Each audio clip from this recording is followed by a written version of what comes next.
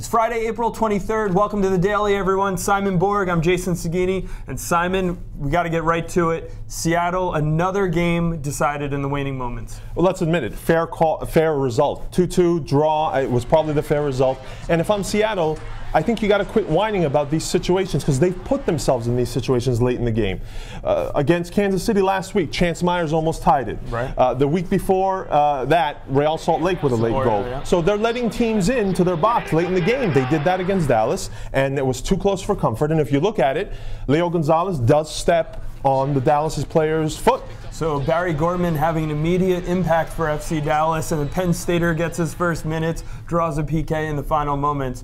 Questionable call. I mean, I guess you think it was a PK. To me, it looked... Look at the replay. Leo Gonzalez steps on the kid's foot. All right. Well, good for Jason Yeisley getting his first game and making an impact.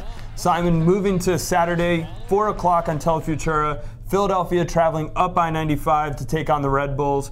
Instant rivalry? I mean, let's see how this shapes up first. Give these teams a couple games, maybe a couple years for the rivalry to really take shape. I mean, we haven't seen much out of Philly yet. New York is a new-look New York team. I know the fans want to make this into a rivalry. Let's just give it time. So what do you think about New York's new acquisition, the Danish winger Nielsen? Is he going to be playing? Baki seems to say, you know, he gets 2 practices in, I'll start him. So. Yeah, the reports have said he might start on the left, he might start at the top of a diamond. It's tough to say yet where he's going to play. Yeah, it'd be interesting to see what kind of formation New York comes out with, especially are they going to put Nielsen out wide, or are they going to put Lemper out wide, who has played left wing for Estonia? And it's interesting because the way that Philly plays, they don't really play with 2 wingers. They play Torres kind of out wide, but he floats all over the field, and then they have 3 central midfielders. So you wonder if the Red Bulls can find some areas on the wings to exploit that. The other interesting thing is Kanji being out. Now, long term, you know, is Dane Richards going to be this forward to partner up with Juan Pablo Angel?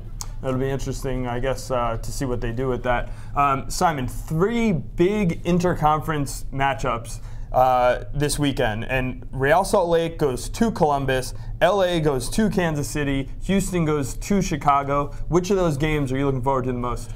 Definitely LA, Kansas City. You know, LA being in first place after the Salt Lake game where they beat Salt Lake last week. I think if there's one team in MLS that can stop the roll that they're on right now, Bruce Arena's team, I think it's Kansas City and Peter Vermees in their park.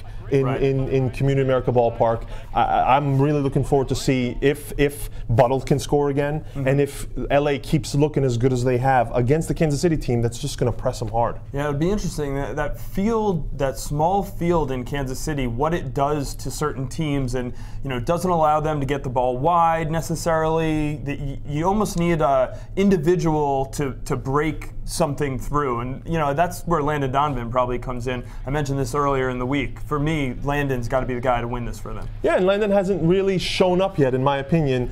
I mean, he hasn't done the spectacular leading the league things. in assists. He's not done the spectacular things yet that we're used to seeing from him. He's doing his solid yeoman's work.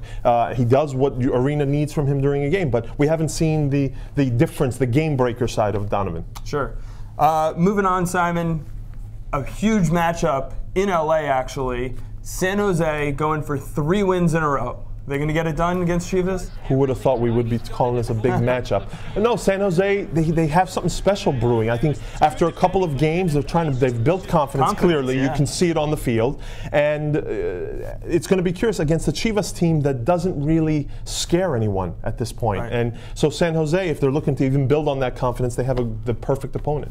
That said, maybe this is a game where Sasha Kljestan can kind of break out a little bit, get something going for Chivas' attack against San Jose team who could be without Ike Opara, who's been a big difference maker in their backline. Right. I'm not counting on Kljestan showing up anytime soon, especially against San Jose. McDonald, Andre Luis in that midfield, they've held it up pretty good. I don't look for a big game from Kljestan. You think San Jose wins this 3 in a row?